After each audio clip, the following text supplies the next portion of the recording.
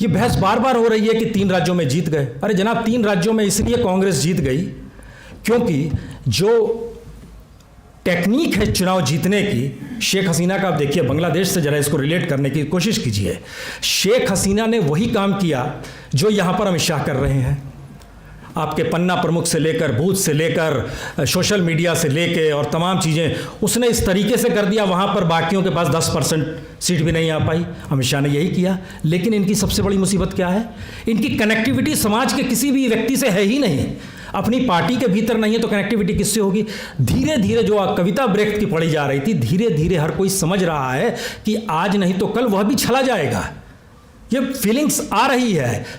भाई आपने सीबीआई को समझा, आपने ईडी को समझा, आप सीवीसी को समझ रहे हैं, आप सीआईसी को समझ रहे हैं, आप इलेक्शन कमीशन को समझ रहे हैं, आप धीरे धीरे मीडिया को समझ रहे हैं। आने वाले वक्त में सुप्रीम कोर्ट ने भी कह दिया डेमोक्रेसी को लेकर। इंस्टीट्यूशंस के भीतर भी ये सवाल आने लगे तो ये सवाल हर जगह आएंगे और ये कनेक्टिविटी लगातार बढ़ रही है समाज के भीतर। तो आपका टेक्निकल एस्पेक्ट चुनाव जीतने का अपनी जगह रहेगा और कनेक्टिविटी जब जनता से नहीं है, क्योंकि ये दोनों अगर जुड़ जाए तो कॉकटेल, इनको कोई हरा ही नहीं सकता है, क्योंकि कांग्रेस ने उस दिशा में जमीनी तौर पे कभी काम किया ही नहीं।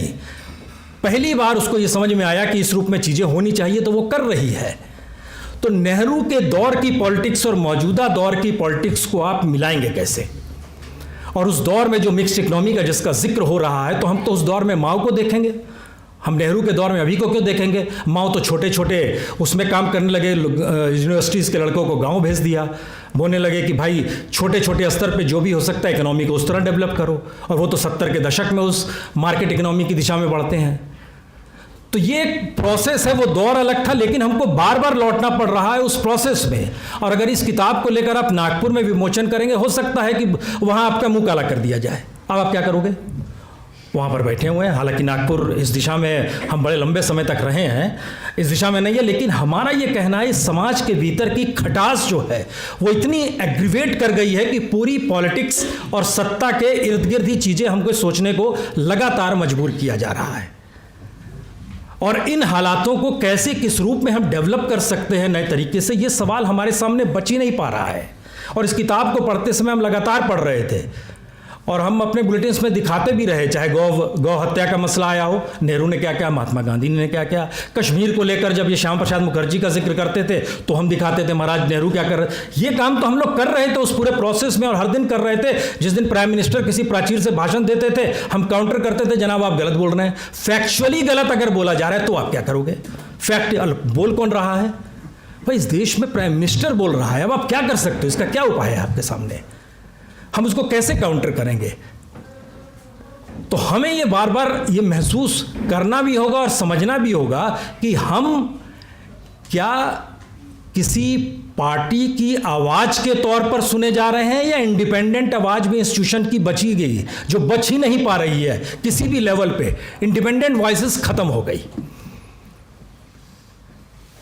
इनकी जरूरत नहीं है। 17 करोड़ मुसलमानों की जरूरत नहीं है, 20 करोड़ दलितों की जरूरत नहीं है, सबको शांत कर दिया गया जैसे उस देश के नागरिक ही नहीं है। कुछ इस रूप में उनको ले आया गया, क्योंकि नागरिक का मतलब तो बड़ा क्लियर है, वोट डालेंगे तो डेमोक्रेसी है, नहीं डालेंगे तो वो डेमोक्रेसी के खिलाफ है, और डेमोक्रेसी को वोट से निर्धारित कर दिया गया है। अब इन्होंने कहा हमें आपकी जरूरत ही नहीं है। एक तबके को कहा, कल दूसरे तबके को कहेंगे, परसों तीसरे तबके को कहेंगे, तो डेमोक्रेसी नए रूप में परिभाषित हो गई। अच्छा, इनको जरूरत ही नहीं है। लेकिन डेमोक्रेसी ये भी कहती है जो जिसे जनता ने चुना वो जिस भी रूप में जीत कर आया वो डेमोक्रेटिक है। भाई ठीक है, अच्छी बात है। अगले हफ्ते पीएमओ लगने वाला है रामलीला मैदान में 2 दिन के लिए। लोहिया ने वहां पर खड़े होकर नेहरू की रईसी पर उंगली उठाई थी। जेपी ने वहां पर खड़े होकर इंदिरा गांधी की तानाशाही को चैलेंज किया था। उस रामलीला मैदान में अंग्रेजों के खिलाफ नेहरू ने भी भाषण दिया है, पटेल ने भी दिया, महात्मा गांधी भी पहुंचे थे। अब आप सोचिए कि अगर पीएमओ उठकर रामलीला मैदान में चला गया, जो 2 दिन जा रहा है 11 और 12 जनवरी को, एक पूरी सत्ता वहां पर रहेगी, तो जरा समझने की कोशिश कीजिए, संघर्ष की जगह को सत्ता कब्जा कर रही है ये कहने और बताने के लिए कि हम ही संघर्ष कर रहे हैं। तेजस्वी यादव का जब जन्म हुआ होगा, गोदी में होगा, उस समय के घोटाले का वो आरोपी हो जाता है। अच्छी बात है। अब आप क्या करोगे? इसको फीलिंग में है। जो जो छले गए हैं वो जान रहे हैं कि आज नहीं कल बिहार में वो लोग समझ रहे हैं कि अरे ये तो हमें भी छलेंगे। ये कनेक्टिविटी है लोगों के बीच की। राहुल गांधी को जोड़ दिया जाएगा इमरजेंसी से, जोड़ दीजिए। उस समय उनकी क्या उम्र थी पता कीजिए। यानी आपके जो हिस्टोरिक एस्पेक्ट्स हैं उसको वर्तमान में लाकर आप बार बार अतीत की दिशा में ले जाना चाह रहे हैं हिंदुस्तान को, जहां से आप आगे देख पाने की स्थिति में ना आए। और ना आए तो एक तबका जो कारखाने की तरह जिक्र हो रहा है लगा हुआ है, वो लगा हुआ है वाकई इस तरीके से कि आप बार बार उन्हीं परिस्थितियों को देखें और आगे की सोचे ही नहीं, और नहीं सोचा जा रहा है। ये फैक्ट है और ये किताब उसका सबसे बड़ा प्रमाण है। जिसने भी पढ़ा है नेहरू को, आप इस किताब को पढ़ना शुरू करेंगे आपको लगेगा ये तो मैं जानता हूँ, अच्छा ये भी मैं जानता हूँ, ये भी मैंने पढ़ा है, बहुत अच्छी बात है। फिर तो हम लोग कहीं ठगे भी जा रहे हैं, मूर्ख भी बन रहे हैं और उनके जाल में फंस भी रहे हैं। और आगे की परिस्थिति, नैरेटिव्स क्या होने चाहिए किस कोई बताने की स्थिति में नहीं है। कौन से नैरेटिव्स होने चाहिए भाई? ये कौन नहीं जानता है कि आज की तारीख में जो गायों की समस्या आ गई है, उसकी एक इकोनॉमी भी है और इनके पीरियड में सबसे ज़्यादा कत्लगाह काम कर रहे हैं और इसकी इकोनॉमी का सरकार को लाभ मिल रहा है। कौन नहीं जानता है? लेकिन उसके साथ, गाय के साथ सारी चीज़ें जुड़ती चली गई। धर्म जुड़ गया, खाने के तरीके जुड़ गए, उसके बाद भीड़ तंत्र भी जुड़ गया, एक पूरा प्रोसेस जुड़ गया। अब इसमें आप नेहरू को याद करेंगे या महात्मा गांधी को याद करेंगे, कर लीजिए। लेकिन इसका दूसरा हिस्सा देखिए। कमलनाथ ने सत्ता में आते ही कहा हम जो है गौशाला बनाएंगे। अभी तो चुने गए हैं, अभी बनाएंगे, ठीक है 5 साल है, आप बना भी लेंगे। लेकिन प्राथमिक जो चीज़ें आपको करनी है कीजिए। वो तो आज चौथे वर्ष में आपको बताना था हमने ये किया है। आप जरा उसकी आवाज़ को सुनने की कोशिश कीजिए कि वो कौन सी स्थितियां हैं जिसमें कट्टर हिंदुत्व और सॉफ्ट हिंदुइज्म टकरा रहा है।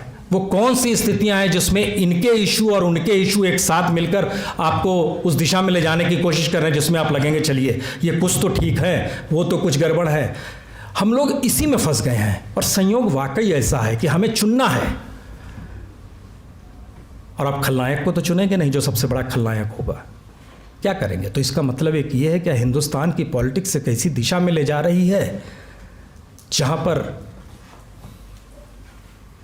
नायक कौन निकलेगा नहीं पता है, लेकिन कौन अच्छा और कौन बुरा है बस इसी में से एक हल्की लकीर है। आपको चुनना है, हम चुन रहे हैं और उसी दिशा में चीज़ें जा रही हैं। रामविलास पासवान के अटल बिहारी वाजपेयी के दौर में जो डायलॉग सुनिएगा हिंदू और संघ को लेकर, आप हैरत में आ जाइएगा। इतने विभत्स डायलॉग थे और उस डायलॉग का जिक्र देश के प्रधान सेवक ने भी किया मंच से, लेकिन वो साथ खड़े हैं। सपोज कीजिए वो उठ के इधर से इधर आ गए तो आप क्या करेंगे? इसका मतलब है फिलॉसफी गायब है, एक नए तरीके की डेमोक्रेसी रची जा रही है। और इस डेमोक्रेसी के अक्स में नेहरू गांधी को देखने का प्रयास हमें बार बार ऐसा लगता है कि बार बार पीछे की दिशा में लगातार जा रहे हैं। हमें आगे की दिशा में सोचना चाहिए और कम से कम युवा जर्नलिस्ट जो होते हैं वो इस देश को नैरेटिव्स दें। इस किताब का एक हिस्सा हमको लगता है पीयूष आपको कोशिश करनी चाहिए कि नेहरू जिस भारत को गढ़ना चाह रहे थे उस भारत को गढ़ते गढ़ते आज जब हम यहाँ पर पहुँचे हैं तो इसके आगे का हिंदुस्तान कैसा होना चाहिए हमारे नैरेटिव्स होंगे। हम किसी पॉलिटिकल पार्टी या किसी उस फिलॉसफी में मत फंसिए। कहाँ जरूरी है कल आप फिलॉसफर ना हो जाए। आप अध्ययन कीजिए, चीज़ों को आगे डेवलप कीजिए, आगे बताइए। आप ये भी बताना होगा। हम सिर्फ इसको कह के चुप नहीं हो सकते हैं कि हमने तो फैक्ट रख दिया, नेहरू ने ये कहा था, हमने एक मेहनत की और उसको ले आके रख दिया मंच पे, कागज़ में छपा हुआ है, पढ़ लीजिए। ये जो कहते हैं ये फ्रॉड कहते हैं। अरे जनाब वो कितना भी फ्रॉड कहते हैं, आप कितना भी सच लिखेंगे, इसी में चीज़ें फंस कर रह जाएंगी। हमें विज़न भी आपको लेकर आना चाहिए। बहुत बहुत शुक्रिया।